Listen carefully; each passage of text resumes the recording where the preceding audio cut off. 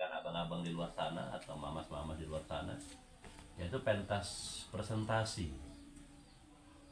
Jadi bukan pentas pertarungan intelektual. Aktor itu adalah intelektual. Minimal untuk ruang lingkup kita, karena ini pelajar, standar minimal itu artikel teater. Gitu. Dari tahun ke tahun itu yang aku paparkan ke anak-anak SMK itu, minimal itu artikel teater. Mentok paling 7 lembar. Kalau umpamanya Fitra haus, coba lihat punya Nabil. Kok beda ya artikelnya? Fotokopi. Nah, lihat lagi punya si penulis itu. Beda juga sama Nabil. Fotokopi.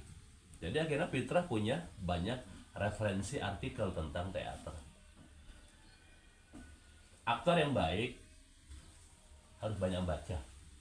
Minimal teori-teori tentang teater. Syukur-syukur kita punya buku filsafat,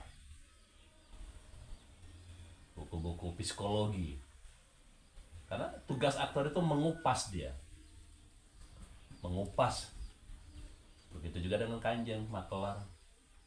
Kalau kita cuma lepas naskah,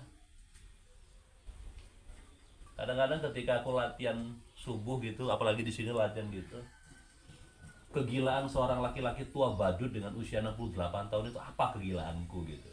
Itu selalu aku eksplorasi gitu. Aku selalu meliarkan tubuhku gitu. Ada adegan di mana dia ingin menjadi badut. Nah kadang-kadang aku suka nyeleneh gitu. Kadang kalau ketemu sama dia orang gitu, anakku tertawa gitu. Syatila tertawa. Orang rumah tiga-tiganya tertawa gitu melihat tawaranku tertawa gitu. Bapakku kalau bukan. Gitu. Jadi ketika aku melihat mereka tertawa, cuman sepintas tas. Berarti sebagai capaian sebagai seorang aktor dapat dikit. Aku nggak mau lebih dari itu. Sepintas tas gitu aja. Anakku bisa tertawa. Berarti aku melakukan hal yang itu bukan aku berarti. Gimana mah? Suka mama? Suaranya asik katanya. Cuman bagian di sini ya, bagian di sini katanya dia perubahannya belum katanya. Nah itu masih nyari-nyari. Berubah ketika dia menjadi raja, membicara masalah hujan, petir segala macam gitu. Gimana cara ngupas itu? Padahal aku latihan nggak pernah pakai tongkat, ya cuma begini aja. Gitu. Bagaimana pundakku, bagaimana kapasitas pinggangku. Coba kalau perhatikan Joe kalau nyandaran itu kan bengkok dia. Gitu. Lihat Joe sama atau Padli, lihat itu. Ketika mereka sandaran gitu. Itu kan mempengaruhi sirkulasi oksigen. Makanya yang itu nggak boleh ditahan. Keluarin aja. Jalan. Nggak jadi. Ya lu nggak nyaman lagi. Belum tentu lu si pengung pindah majikan lebih baik daripada Kanjeng. Bayaran per bulannya belum tentu baik misal begitu. Kemudian ketika pengung ngelap meja, kursi dan yang lain-lain, coba imajinasimu bayangkan, kalau ini kursiku, istriku yang duduk di sini, ini rumahku gitu, gimana? Kan rasa memiliki. Nah, itu kan sugesti dari dalam. Tugas aktor sugesti dari dalam. Bagaimana mensugesti? Kita memang acting, memang main-main kita ini. Nah, ketika seorang aktor bermain di panggung tidak nikmat, lo berarti harus nikmat. Itu kata Bang Iswadi Pratama itu. Kita harus nikmat. Tetap ada ketegangan ketika bermain di panggung itu, ada ketegangan. Terakhir pengalaman Bara di Palembang. Ketegangan di mana? Di pundak, di pinggang, di lutut, apa di seluruh tubuh ketegangannya, atau di mata gara-gara asap. Ketegangan itu kan. Itu konflik baru yang tidak direncanakan.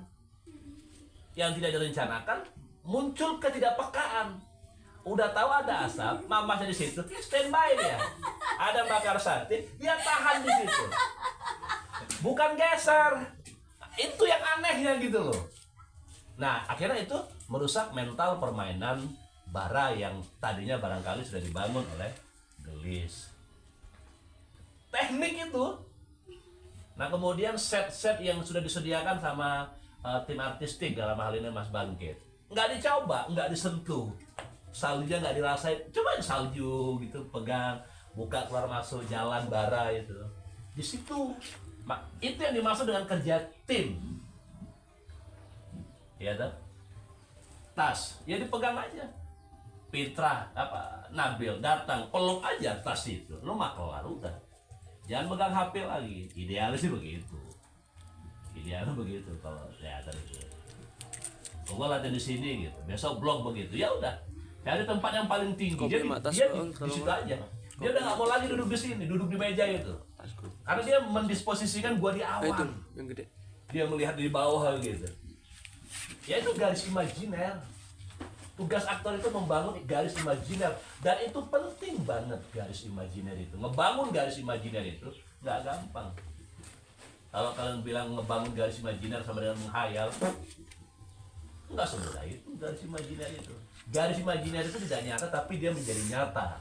Makanya dibilang Mas Bangkit tadi, bagaimana ketika kalian melirik gitu kan, itu hal kecil. Nah, oleh Stanislavski dikatakan itu namanya business acting.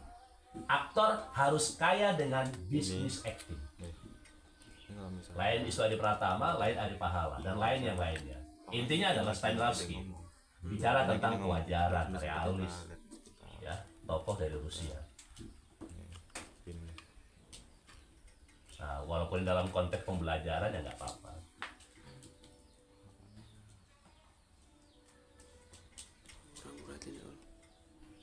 Nah nanti belum ada Bang Ari aja udah ketegangannya begini gitu. Ya nggak apa-apa, pengalaman.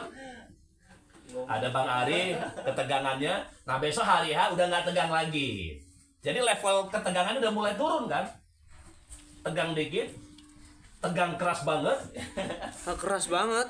Bangun loh. Oh. Sampai di panggung, ketegangan itu berfungsi. Apa ketegangannya? Emosinya. Nah, kalian mampu memanajemen. Video muka gue. Nah, teater mengajarkan tentang manajemen juga. Manajemen waktu, manajemen emosi. Para hadirin, wah, euforia kayak apa gitu. Nah, Kanjeng masuk dari dalam kan, hari Rebo, ngapain gua di rumah ini ya, tiba-tiba masuk, pengong, malah nyanyi, gua datang dari kamar mau ke ruang tamu mau nyantai, itu kan motif itu, tiba-tiba pembantu gua ini malah nyanyi, malah kacau si Kanjengnya. Nah, tawaran emosi apa yang mau ditawarkan? Marah atau cuman numpang lewat aja gitu kan? Nah, Kanjeng ngapain singgung? Nyanyi nggak jelas gitu. Nah, jadi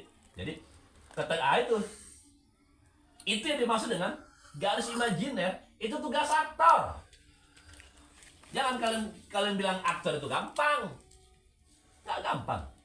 Kalau gampang aku udah terkenal di Bollywood, Hollywood aku udah. Nggak di sini aku, nggak kenal kalian. Rumahku nggak begini. Lantai 12 ke bawah. Ke bawah. Lah iya. Emang cuma mall aja yang punya Garasi. parkir apa namanya? Basement. Rumah gua basement semua. Basement. Hah? Basement. Itu terserah, pokoknya ruang basement. Basement. Basement. Bos semen. Basement. Tangi loh. Bercanda bangun ya. Canda bangun, giliran serius ya. Bangun. Serius tidur. Murid andalan. Ya. Ya kan ngisi. Micelor ya. Micelor hashtag murid andalan. Wah, Kan lagi di ini Bang, lagi dimasak, tidur makanya Bang. Enggak apa-apa apapun alasannya. Jadi begitu teman-teman. Ketika aku tidak menghargai diriku dan diri kalian dan waktu kita, ngapain gua ngomong beginian? Tapi apapun yang disampaikan Mas Bangkit, diriku, Kak Gelis yang notabene duluan dia lahir daripada kalian, nah itu brojol dhisik, darah duluan dia kan. tugas kita adalah mendengar. Aktor yang baik di dalam kelas aku mengatakan adalah 2 hal yang paling utama. Bisa ditambahkan satu lagi dan yang lainnya. Melihat dan mendengar. Itu pelajaran bahasa Indonesia. Rara nggak dapat materi dalam kelas karena guru seninya bukan Bang Duma, tapi Mbak Nita. Dia musik ya. Mbak. Itu tari ya. Gak bisa apa-apa deh Iya benar. Rumahnya yang dia Validasi lagi. rumahnya yang di dekat apa Futsal Intan itu belakangnya. Gak tahu. Nah iya. Gitu. Bisa bisa marah-marah doang. Ya benar. Validasi dong. Jadi melihat, mendengar. Ketika kita ngomongin teater yaitu mempraktekkan Jo. Ketika mempraktekkan, yang dibutuhkan oleh seorang aktor adalah ikhlas, jujur, untuk memperbudak dirinya sendiri menjadi karakter, tokoh. Gelis tinggalin dulu, Pitra tinggalin dulu, Maklar itu, yang pramuka itu, Nabil itu, kakak Paskib, kakak pramuka itu tinggalin dulu, nggak ada cerita. Out, keluar, wah, itu. Dikeluarkan, panggil, wah, gua Maklar. Ngobrol lah, Mas, Maklar itu gimana? Gitu pokoknya jalan. Kenapa akad tadi itu yang meminimalisir Nabilnya gitu. Tapi capaian kalian hari ini, I love you all. Ya. Kalian berteater nggak wajib jadi aktor, nggak. Kalian belajar teater di kelompok teater manapun itu nggak wajib. Belajar teater harus jadi aktor nggak? Tapi merubah kepribadian, merubah karakter menjadi lebih baik, lebih keren, lebih oke. Ya anggap saja kita buang-buang waktu yang tidak terbuang-buang. Diskusi kecil itu mengasah otak, mengasah ketajaman. Nah teman-teman yang punya ketajaman dia semakin tajam. Joe dengan TKJ-nya, Padli dengan desainnya, Rara dengan musisi calon akustik satu-satunya wanita, aktor dan gitaris akustik handal di kafe-kafe gitu kan. Padli dan Pitra di RPL-nya, Gelis di Kesenian. Tahu lah ya. di sana gitu kan. Di sana. Nah, gitu. Pokoknya nanti jangan lupa ketika Bang Adi datang, Bismillah. Bismillah.